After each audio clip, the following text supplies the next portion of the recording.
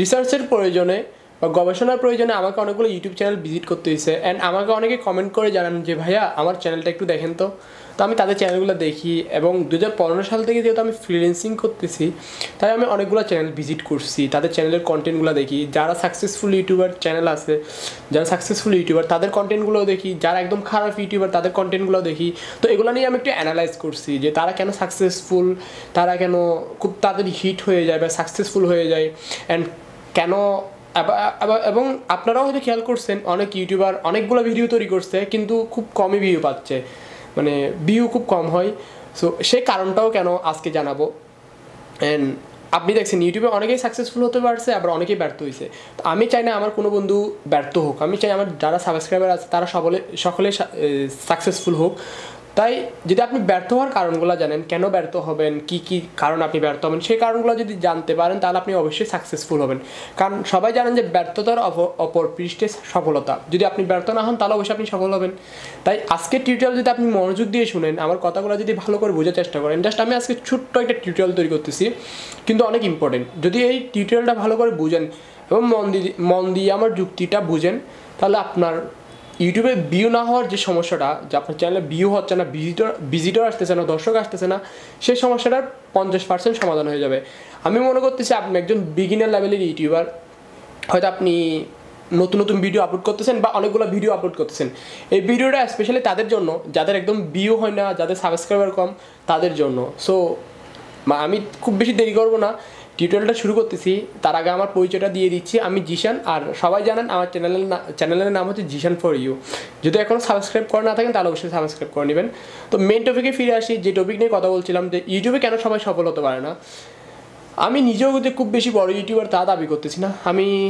আমার একটা চ্যানেল আছে, ভালোই ভিউ হয়, আমি দেখাতে পারতেছি না আমার প্রয়োজনে, হয়তো অনেকেই জানেন, জাস্ট শেয়ার করতে পারতেছি না। যদি প্রয়োজন মনে করেন তাও শেয়ার করবো, যে দেখাই দিব এই কন্টেন্টে কাজ করি। কারণ আমি জানি যদি আমি চ্যানেলের এখন লিঙ্কটা এখন সবাইকে দেখাই তাহলে সেই কন্টেন্টে সবাই কাজ করবে। সো সেটার জন্য দেখাতে পারতেছি না। আর সবাই কাজ করলে কোনো সমস্যা নেই, আমার কোনো সমস্যা নেই। আমি চাই না সে কেন কাজ করতে পারবে না সেটা নিয়েও আমি বলতেছি যে আমি 7 দিন টিউটোরিয়াল আপলোড করবো, টানা 7 দিন। এই 7 দিনে টিউটোরিয়ালে 7টা পার্ট থাকবে, সবগুলো কিন্তু সাকসেস হওয়া আর ফেল হওয়ার মধ্যে দিয়ে।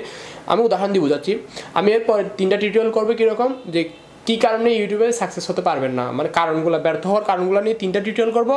আর 4টা টিউটোরিয়াল করবো কীরকম এই সপ্তাহে, সেইগুলো হচ্ছে আপনি ইউটিউবে কীভাবে সাকসেসফুল হবেন বা কী কাজগুলো আপনার করা দরকার। আমি কাউকে সরাসরি কল তো করতে বলতেছি না, আমি জাস্ট পথটা দেখাচ্ছি। যদি আপনার ভালো লাগে যে এই পথে যাওয়া উচিত তাহলে যাবেন। কারণ আমি ওই পথে যাওয়ার সময় অনেকগুলো গর্ত ফেস করছি, অনেকগুলো গর্ত আমি পড়ছি। আমি চাই না আমার কোনো সাবস্ক্রাইবার বা কোনো বন্ধু সেই গর্তে আবার পড়ুক।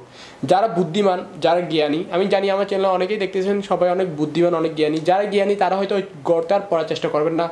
আর যদি মনে করেন না আমি ভুল বলতেছি, যদি ইচ্ছে করেন তাহলে আপনি গর্তে পড়তে পারেন। যদি ইচ্ছে করে গর্তে পড়তে পারেন, আমার কোনো সমস্যা নাই।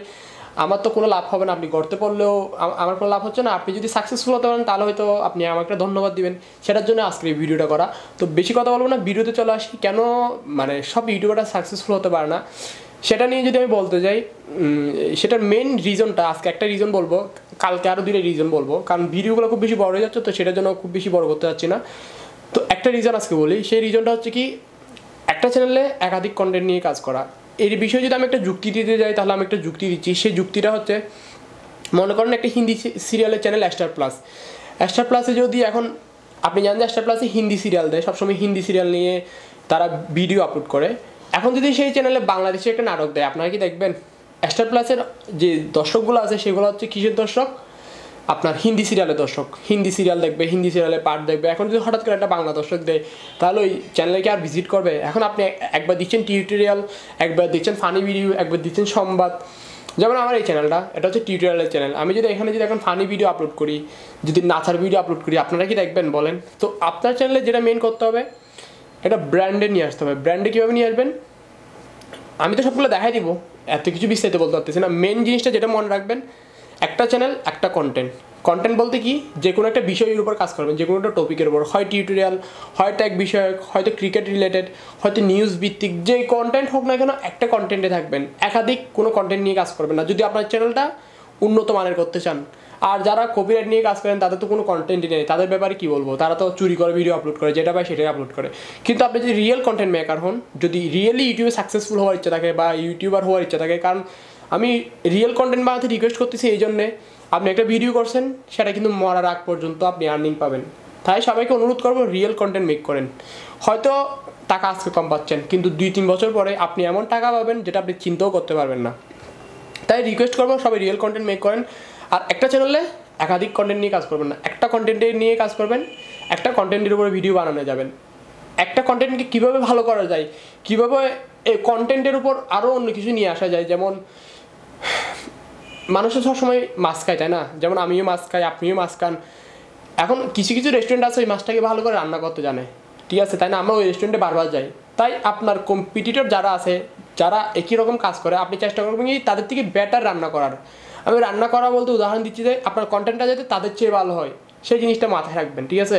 কন্টেন্টের উপর ফোকাস করবেন, যে একটা কন্টেন্টে কাজ করবেন, সেই কন্টেন্টের উপর ফোকাস করবেন এবং সেই কন্টেন্টটা যত সম্ভব ততটা ভালো করার চেষ্টা করবেন। আজকে একটা ভিডিও আপলোড করছেন, চেষ্টা করবেন কালকে যাতে এর থেকে ভালো ভিডিও আপলোড করা যায়।